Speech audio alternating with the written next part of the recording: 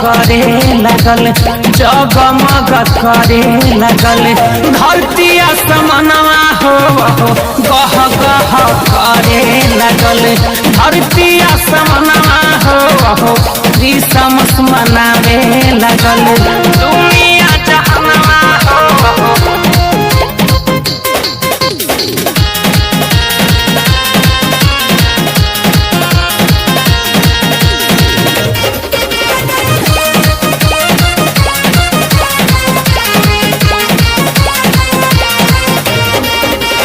जाना में गौशाला में यीशु जी खेले पालानामा।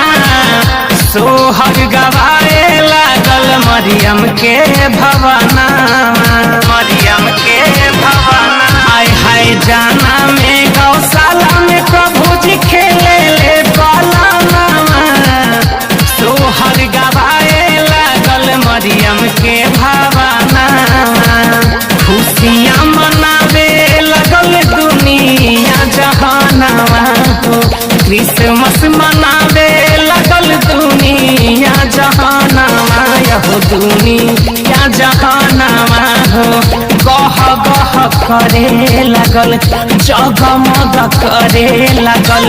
धरती आसमानवा हो आजुए के दिनवा यीशु जी लिहले जनमवा हो।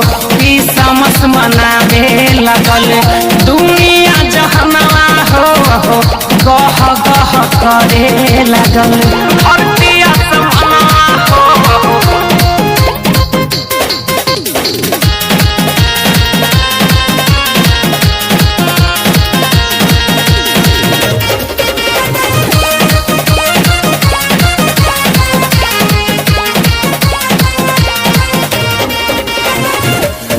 मिली जुली साथे जन्मदिन मनावा।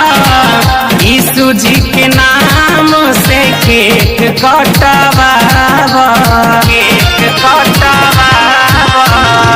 अब मिली जुली यीशु के हैप्पी बर्थडे मनावा।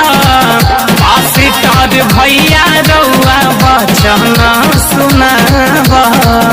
रवि भारती गावे प्रभु यीशु के भजनवा हो। रवि भारती गावे प्रभु के जन्म दिन के गानवा हो। जन्म दिन के गानवा हो गह गह करे लगल, जगमग करे लगल। धरती आसमानवा हो जगमग करे लगल। धरती आसमानवा हो आजुए के दिनवा यीशु जी लिहले जनमवा हो